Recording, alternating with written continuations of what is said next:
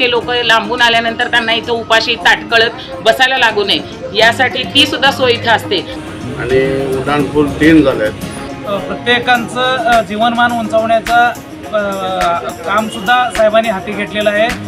सोलापूर जिल्ह्याचे आराध्य दैवत मोहोळ तालुक्यातील वडवळ नागनाथ मंदिराचे अध्यक्ष श्रीकांत शिवपूजे आणि विश्वस्त मंडळानं आज लोकसंवादमध्ये उपस्थिती लावत आमदार सुभाष देशमुख यांना भरभरून आशीर्वाद दिले। कारणही तसंच होतं, नागनाथ देवस्थानला बापूसाहेबांच्या प्रयत्नातून 4 कोटी रुपयांचा निधी मंजूर झाला। भक्तिभावानं बापूसाहेबांनी केलेल्या या सेवेतून नागनाथ मंदिर परिसरातील अनेक विकास कामं सुशोभीकरण होणार आहे। यापूर्वीही 2 कोटींचा निधी देवस्थानला मिळाला होता। मी श्रीकांत शिवपूजे नागनाथ देवस्थान पंच कमिटीचा अध्यक्ष आहे। पाठीमागे 1 वर्षाखाली ब दर्जाच्या निधीतून बापूच्या शिफारशीमुळे 2 कोटी रुपयाचा निधी गावाच्या मूलभूत विकासासाठी मिळाला।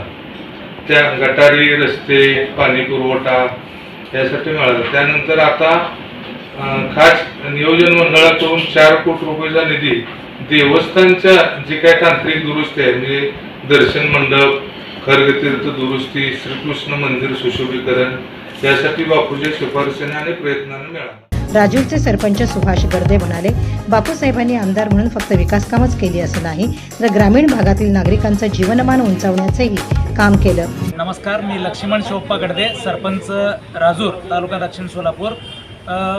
माननीय आमदार सुभाष बापूंनी आमचं गाव तरी अगदी तालुक्यामध्ये मॉडेल करण्याचं साहेबांचं एक मानस आहे आणि त्याप्रमाणे गावात नुसतं सार्वजनिकच काम न करता प्रत्येकांचं जीवनमान उंचावण्याचा कामसुद्धा साहेबांनी हाती घेतलेलं आहे।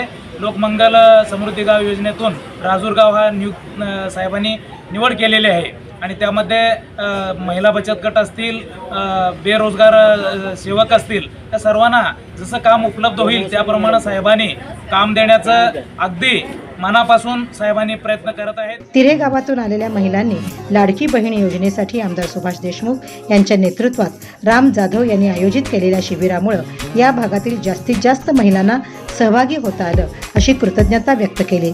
मंद्रुपच्या दिव्यांग महिलांनी शासकीय योजनेतून मदत मिळण्याची मागणी केली, तर सिंदखेडचे बसवराज गवसडे म्हणाले, बापूंनी 3 उड्डाणपूल बनवल्यामुळे मोठी सोय झाली। माझं नाव बसवराज शंकर गवसने, राहणार सिंदखेड। म्हणजे बापूकडून झालेले काम म्हणून कधी न होणारे एक 4 किलोमीटर डांबरी रोड झाला आहे मळवडी वस्ती करत, आणि उड्डाणपूल 3 झाले आहेत आणि न मागता ते बी उड्डाणपूल झालं, म्हणजे काम चालू आहे पूर्ण।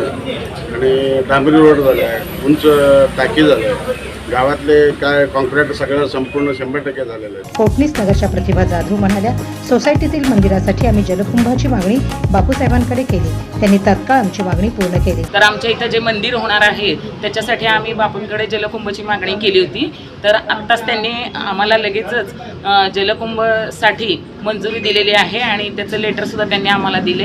जेव्हा जेव्हा इथं बापूंना भेटायला येतो तर आम्हाला असं की म्हणजे इतर ठिकाणी जे होतं की बाबा असं महिलांना ताटकळत उभा राहणे किंवा आपल्याला नीट आपल्या प्रश्नांची किंवा जे आपण काम घेऊन आलो त्याची आपल्याला शहानिशा न करणे, तर इथं तसं काहीच होत नाही। आल्यानंतर जे जे प्रश्न असतात त्या सगळ्यांचा स्वतः बापू जातीने लक्ष घालून त्याचं म्हणजे निवारण करतात। त्यामुळे आम्हाला ही गोष्ट फार आवडते की आपण प्रत्यक्ष त्यांना भेटून आपले काही अडचणी असले तर आपण त्यांच्याशी शेअर करू शकतो। दर सोमवारी जे काही म्हणजे लांबून महिला मंडळ असू दे किंवा इतर कोणी असू दे जे त्यांना भेटायला येतात, तर त्यांच्यासाठी सुद्धा बापूंनी चहा नाश्त्याची सोय केलेली असते, जेणेकरून ते लोक लांबून आल्यानंतर त्यांना इथं उपाशी ताटकळत बसायला लागू नये यासाठी ती सुद्धा सोय इथं असते। आम्ही त्याचा सुद्धा किती वेळा आस्वाद घेतलेला आहे। ते लोकांना द्यायचं म्हणून असं काही उगीच ते कसंही नसतंय, त्याच्यात सुद्धा एक सात्विकता म्हणा किंवा ते दिलेलं जे असते अन्न ते सुद्धा एकदम चांगल्या प्रतीचं असते। तर स्वागत नगर भागातील रहिवाशांनी नागरी समस्या सोडवण्यासाठी निवेदन दिलं। दर सोमवारचा लोकसंवाद लोकप्रतिनिधी आणि नागरिकांच्या सुसंवादाचं उत्तम उदाहरण आहे।